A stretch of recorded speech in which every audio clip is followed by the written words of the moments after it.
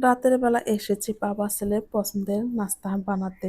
ওরা কিন্তু পায়েস খেতে অনেক, অনেক বেশি পছন্দ করে। ওদের সঙ্গে তো আমিও ভীষণই পছন্দ করি। সেইজন্য ভাবছি একটু পায়েস রান্না করি। যেহেতু আমার পরিবারের সবাই পায়েসটা বেশি পছন্দ করে, সেইজন্য ভাবলাম একটু পায়েস রান্না করে ওদেরকে খাওয়ালে কিন্তু ওরা অনেক বেশি খুশি হবে। হ্যালো ভিউয়ার্স, আসসালামু আলাইকুম। এখন সন্ধ্যা ৭টা বাজে। মোরসালিন কিন্তু প্রাইভেটে দিয়ে আসলাম। এরপর কিন্তু আপনাদের ভাইয়াও বাসায় চলে আসলো। হুট করে রান্নাঘরে আসার পর দেখলাম যে কিছুটা চাউল আছে। এই চাউলগুলো না আমি কিছুদিন আগেই রেখে দিয়েছিলাম পায়েস খাওয়ার জন্য। কিন্তু আজকে দেখছি হুট করে চোখে পড়লো। ভাবছি একটু পায়েস রান্না করি। আমার ঘরে না সবাই পায়েস খেতে অনেক বেশি পছন্দ করে। বিশেষ করে আপনাদের ভাইয়া এবং মোরসালিন।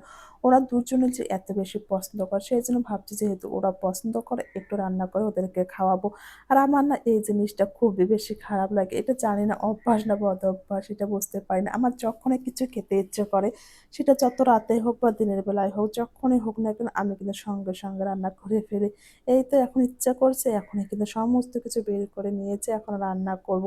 আর বাসায় কিন্তু কোনো দুধ ছিল না। আপনাদের ভাইয়া কিন্তু প্যাকেট দুধ নিয়ে এসেছিল সেটাই ফ্রিজে ছিল সেগুলো দিয়ে রান্না করছি।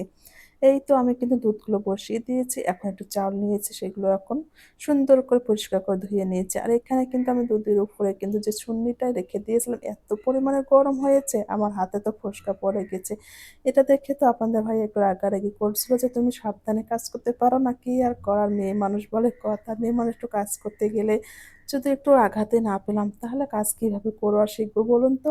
হাজারো কষ্ট, হাজারো কাটা ছোঁড়া গেলেও কিন্তু আমার মেয়েরা রান্না করা কখনোই ছাড়ি না। এই তো পোড়া হাত নিয়ে কিন্তু আবারও রান্না করা শুরু করে দিলাম। আমি কিছু এলাচ দিয়ে দিয়েছি। ঘরে যা, যা ছিল তা দিয়ে কিন্তু রান্না করব। এই তো দুধগুলো আমার সুন্দর করে বলক উঠে গেছে। এখন আমি কিন্তু এখানে চালগুলো দিয়ে দিচ্ছি। আর চিনিটা কিন্তু এখন এড করব না। চিনিটা একদম শেষের দিকে এড করব। জানি না পায়েসটা খেতে কিরকম লাগবে। এর আগে কিন্তু আমি আরো একবার রান্না করেছিলাম কিন্তু আপনাদের ভাইয়া ভীষণই পছন্দ করেছিল। এই তো এখন আমি আস্তে, আস্তে করে চাল দিচ্ছিলাম, একটু নেড়েচেড়ে নিচ্ছিলাম। এখন কিন্তু চাউলটা একেবারে পারফেক্ট ভাবে সিদ্ধ হয়ে গেছে। এর মধ্যেই কিন্তু আমি চিনিটা এড করে দেব। এরপর কিন্তু আমি কিছুক্ষণ সময় নাড়াচাড়া করছিলাম। তার মধ্যেই মনে পড়ে গেল আমি তো একটু লবণ দেইনি। আমি মিষ্টি যে রান্না করলেই কিন্তু একটু হলেও লবণ দিয়ে থাকি।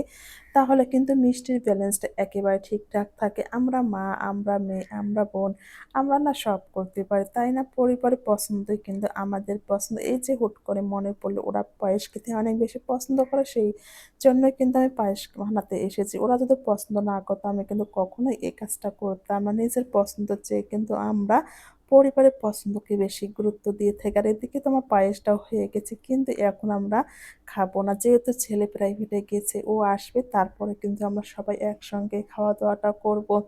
পায়েস জিনিসটা না অনেক বেশি পছন্দের মোরসালিনের। মোরসালিন এই জিনিসটা দেখলে তো অনেক, অনেক বেশি খুশি হবে। আর ও খুশিটা না সবচেয়ে আমি বেশি গুরুত্ব দিয়ে থাকি। কেননা আমার কাছে আমার পরিবার সবার আগে। পরিবারের সিদ্ধান্ত, পরিবারের পছন্দ সবকিছুতেই আমি অনেক বেশি গুরুত্ব দিয়ে থাকি। এই তো আমি পায়েসটা সুন্দর করে ঢেলে নিয়েছি। এখন রুমে নিয়ে আসলাম।